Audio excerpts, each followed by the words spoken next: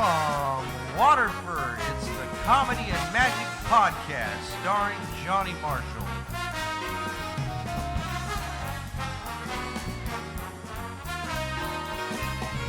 Tonight I'd like to invite you to join me and my guests, female magician Ariann Black. And now, ladies and gentlemen, here's Johnny.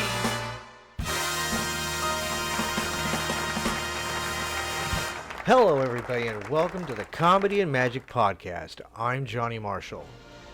If you're new to the channel, please remember to like and subscribe, and go ahead and smack that bell to be notified of future upcoming podcasts. Before I introduce this evening's special guest, I would like to share with you a compilation highlighting her work as a leading female magician artist.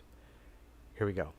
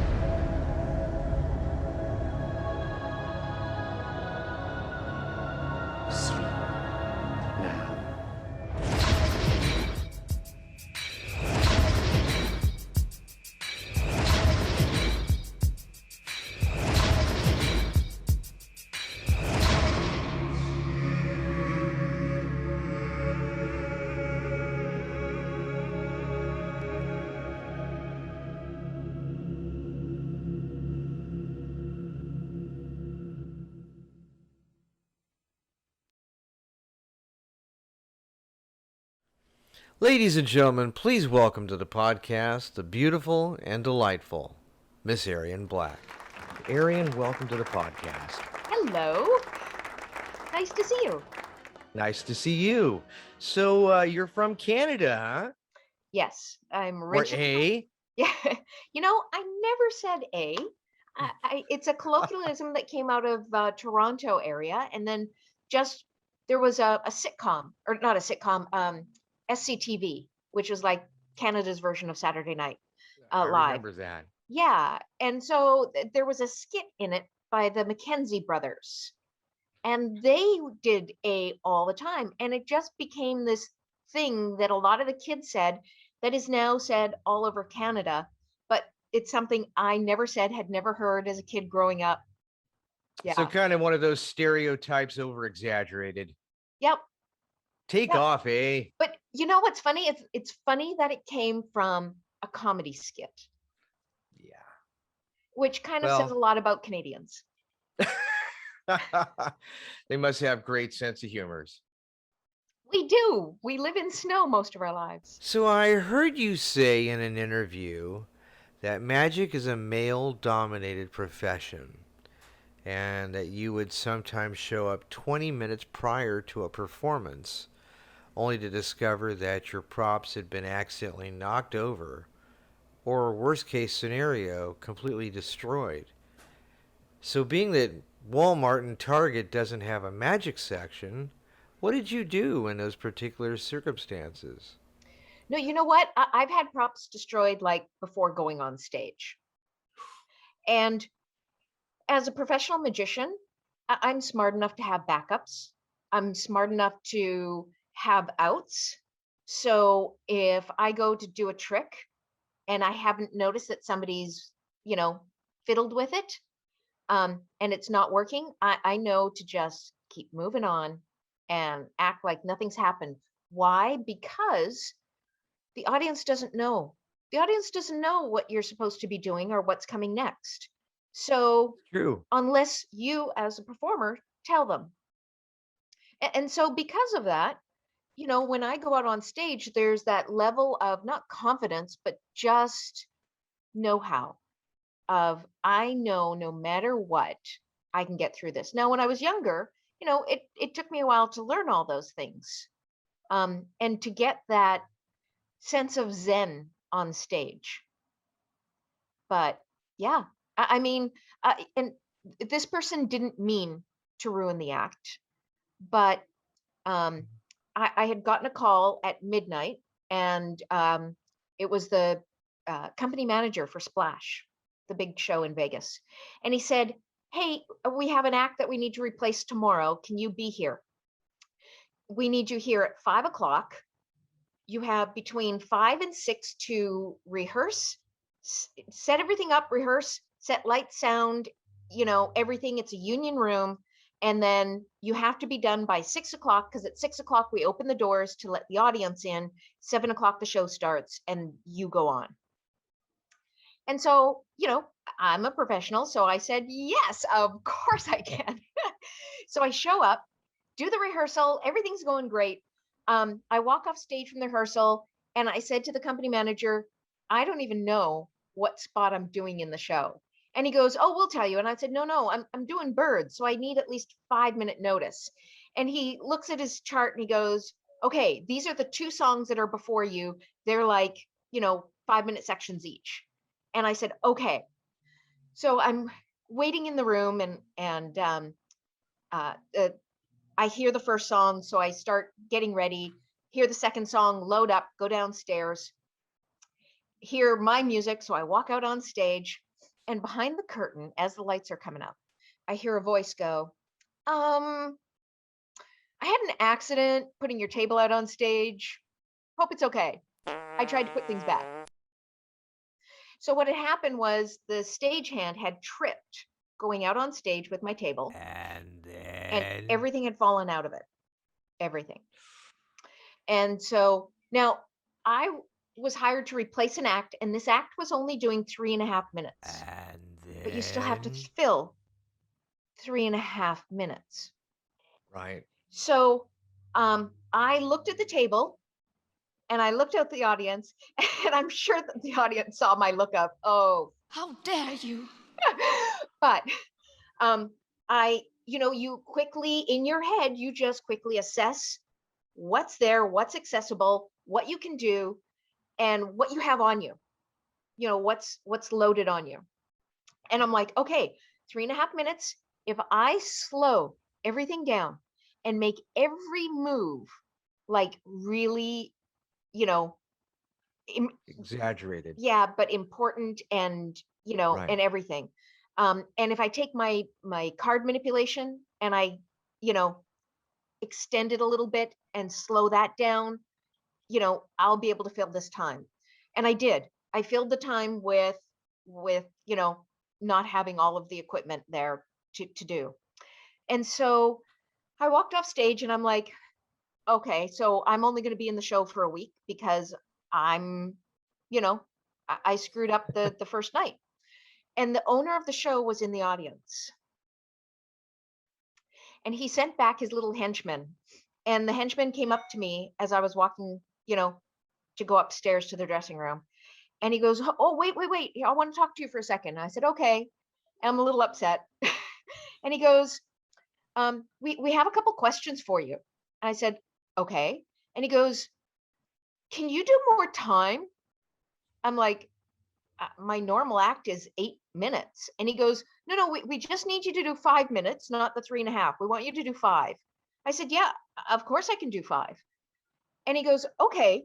And you're wearing a bright pink jacket in front of a red curtain. Can you change your costume?" And I said, "If I have a contract, I can change my costume." Sure. You don't have to think about it, dude. Well done. Yes. And how did that go? I was in the show for just over a year, and then I was replaced by another magician with cats who came in and got paid the same amount that I did. He did 16 minutes for the same amount of money. He brought in 2 assistants and 3 cats, and the producer got rid of him, or the owner of the show got rid of him in, like, what was it, 4 months, 5 months. And he was dating one of the dancers who was a friend of mine. And the first week into the show, he said to her, I should have kept the girl. Well, yeah. Arian, I gotta tell you, I think that you look absolutely amazing. Time has definitely been very kind to you. Whatever it is that you're doing, I want some of that. I mean, you look absolutely marvelous. Not gonna lie, I think I'm in love. How about frickin' no? So, what was your main source for learning magic and new tricks? Like Norm Nielsen, I learned how to do manipulation by, through Chavez. And it's a really good grounding course, whether you use the material or not.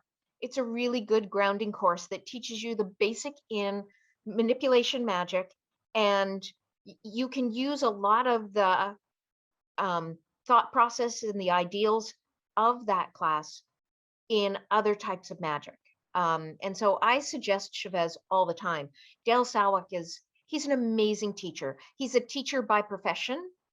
And so he knows how to teach um, in, in a way that even if you're struggling with it, you're still going to understand it and get it. He's just really good that way. Because there's a couple teachers, magic schools and teachers out there. And like you said earlier, you're a student of Jeff McBride's. And Jeff is a great teacher. He teaches on a different level, his way of teaching is completely different from Dale's. And Jeff doesn't teach the stuff that Dale teaches. Um, you know, and so yeah, for me, when I took it, I was 18, and it was great. It was great. I was living in LA and taking Chavez, hanging out with Doug Henning and studying with him too, and hanging out at the warehouse, and just an amazing, amazing time in my life, and one that I'll never ever forget. Um, but yeah, Oh man, you now know, there is someone I truly wish I could have met. Doug was, well, one of the main reasons why I fell in love with magic as a kid. He himself possessed an inner childlike wonder.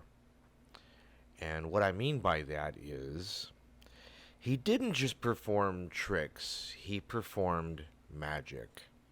Like, not even he knew how he was doing it. Well, if you don't mind me asking, what was Doug Henning like in person? he was just a wonderful, sweet man. Um, he loved magic, and like so many of us that are in our, late 40s, 50s, Well said. um, you know, he he invigorated magic, and he brought wonder back to our profession. I agree. And so I remember as a young magician in my teens seeing him and being told that I couldn't do magic because I was a girl, over and over again. Can't do magic because you're a girl. Nobody's going to come and watch a female do magic. Want to And bet? yeah. And so I remember seeing Doug Henning on his first special and thinking to myself, if he can do magic, and with the long hair and the mustache that he had, and he had overalls for like one of the tricks, but he wore the rainbows and all the other stuff, and I'm like, Yeah. if he can do that, people will watch a woman. They really will. And so it was through him that I knew I could be a professional magician. And then when I actually got to meet him and know him and, play basketball one-on-one with him, and he liked doing that. He just kind of instilled that idea of, yeah, I can do this. And, as I've gotten older, a lot of people throughout my lifetime have said to me, you must be like the first female magician. And I'm always like, no, there's been so many before us. And Female magicians. Let's see how many I can think of. Melinda, Luna Shimada, Lynn Dillies, Abby Skinner McBride, Joan DeCour, Charlotte Pendragon, and I'm probably forgetting quite a bit. So why do you think it is that there are so few women in the profession of magic? And do you think there are still possibilities for a next generation of female magicians? What are your thoughts on this? Out of your mind you are. Hmm. well, Yes.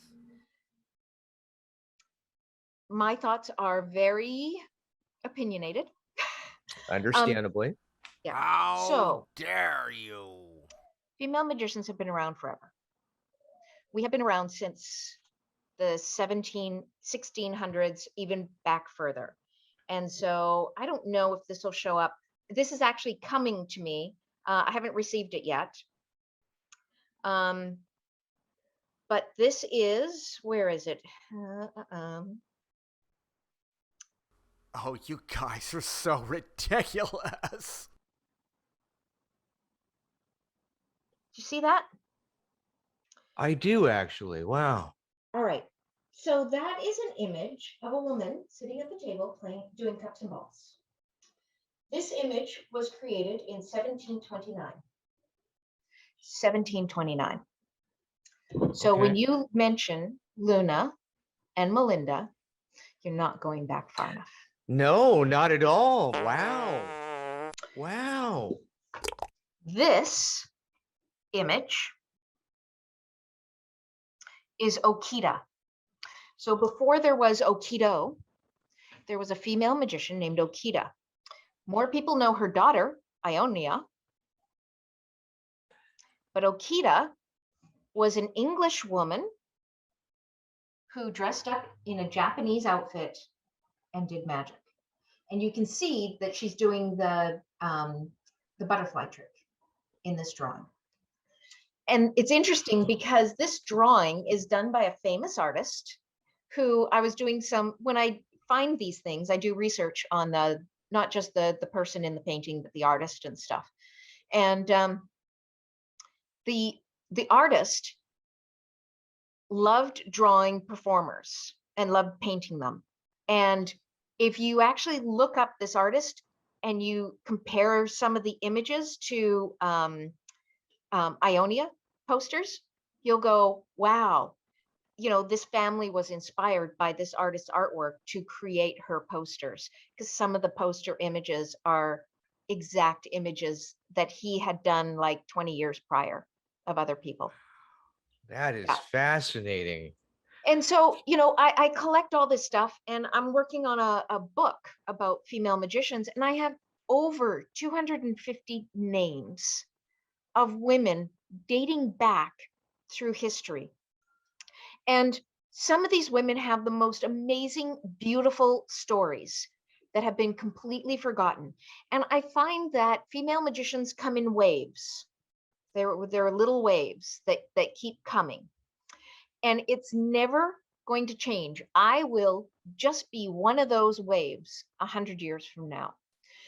And it will not change until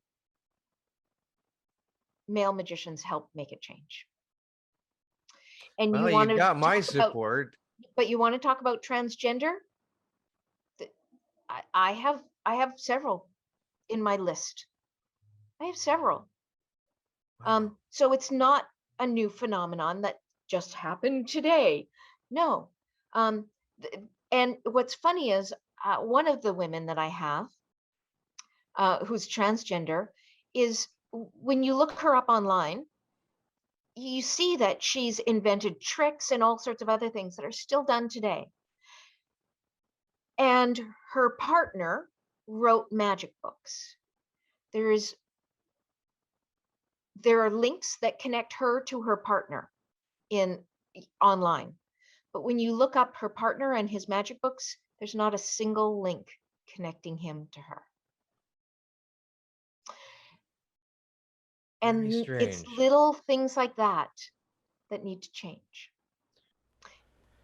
Yes, I totally agree. Women need to be forever recognized and celebrated for their roles as well as their contributions to both the conception as well as the performance of the art of magic. I can't imagine a world without female magicians. I appreciate what you all do, and Yeah. I have images like this.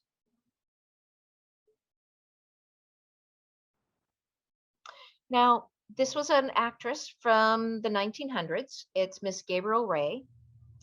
And so it was arranged for actresses to have skills. And so there are several of them that learned magic. And she was one well, of what them. kind of magic did she do? Was it like card manipulations or crystal magic? She did card tricks. She did card Oh, tricks. beautiful. Yep. Cards have got to be the oldest magic props in history. In fact, I'm pretty sure that cards were found on the very first cruise ship, Noah's Ark. That audience, they were animals. Arian, when it comes to magic, you are one smart and cute cookie. Um, you're kind of like the female version of Jeff McBride. You're very knowledgeable. You know a lot when it comes to the history, and I can't help but be very impressed. Yeah. So when COVID hit, what was your secret to keeping your focus up here? And how did you manage to keep a steady income coming in during the pandemic? I mean, let's be honest. I can't imagine you actually doing Zoom like magic shows. I have done some. Wow. It's not really my thing. No, Um, I wouldn't think it would be. I really like interacting with people. And Totally. so, yeah. So I haven't done a lot of Zoom shows, but I have done some. Um, and I think, like I said, everybody's just kind of laying low and seeing what's going to happen next, and what's going to happen with entertainment. When I left Vegas before COVID hit, and I just, I, I wasn't getting the work that I was when I was younger, and they wanted to hire 20-something-year-olds for shows. They weren't looking for an older woman. And so I just wasn't getting the shows that I was. And the other problem I had with Vegas was when I was working in shows, I was getting paid. When I say getting paid, I mean getting paid good money. And when I left Vegas, they wanted to pay acts like 600 to 800 a week. And I'm like, that's not enough to pay me for a lifetime of knowledge and for my props and costumes and you know Absolutely, and let's not forget that when you're on the road, are you responsible for your lodging, or does the venue pick up the tab? well, I mean, if I'm traveling, they have to pay my transportation and room and board. But Okay. I lived in Vegas, and so I lived in Vegas for like 21 years. So And you had so the whole strip. right. And so I already had my own house. But $800, Yeah. that's not enough. No. So yeah, I was like, I can't do this anymore. I can't fight young magicians who are willing to work for that kind of money. I can't fight stupid. You just can't. And so, you know, I didn't want to be dragged down to that level. So I said, nope, let's retool and figure things out. Yeah. Actually, yesterday was Amazing Johnathan's birthday. Really? Oh man. Yeah. And so Amazing Johnathan is this amazing guy who, hence the, term Amazing Johnathan, Okay. who always had a different opening act.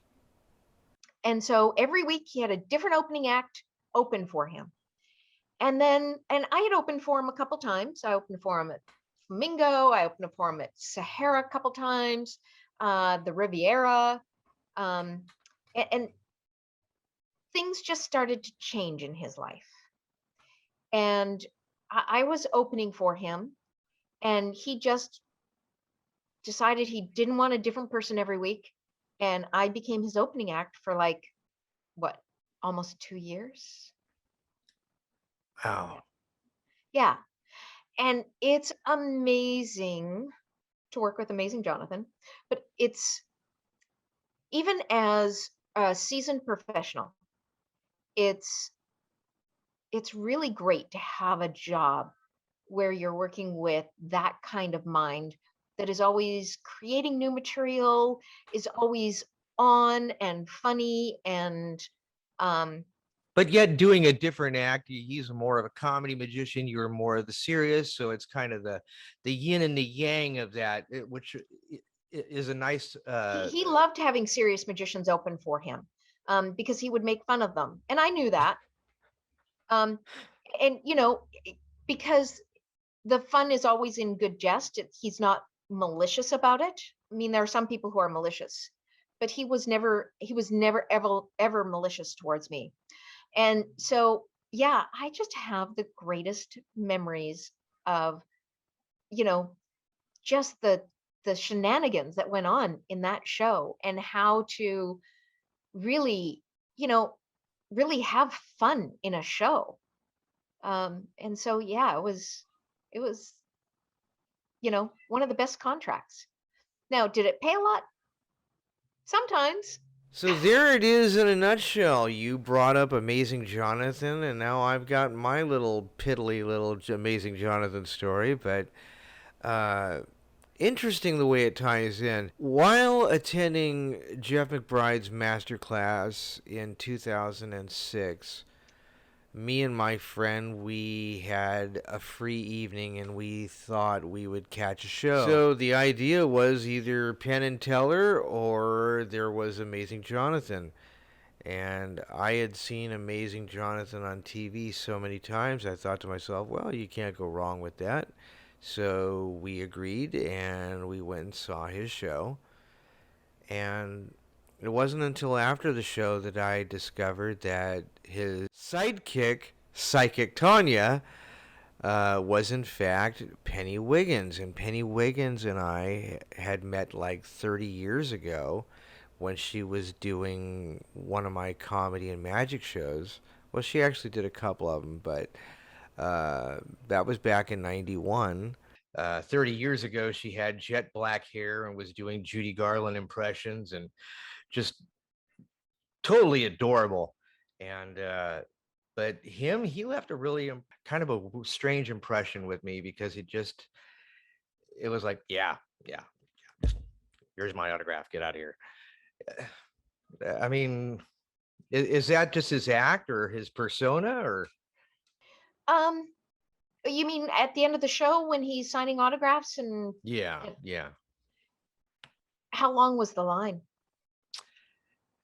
Not really that long. I mean, it wasn't really even a packed house. Maybe that could have been the Oh, thing too. I mean, it must have been an off night.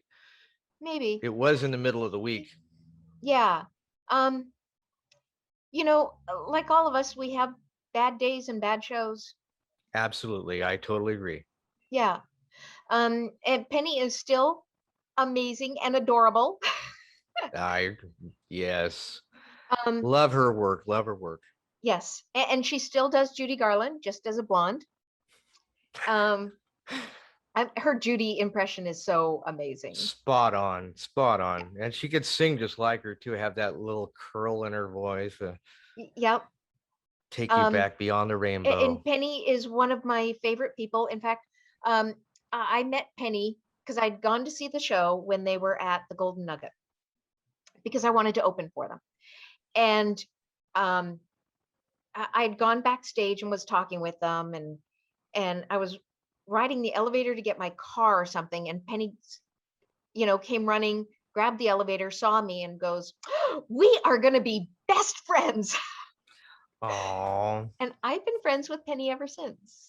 And she helped write that Psychic Tanya character, because prior to that, it'd been Jonathan's uh, ex-wife, and who wasn't really a performer, but Johnathan had seen Penny at a comedy club, and just he he is so good at just recognizing certain things. And he saw her doing the comedy and just instantly knew she would make the perfect Psychic Tanya, the perfect Psychic Tanya. And she did. She took that character and really made it hers.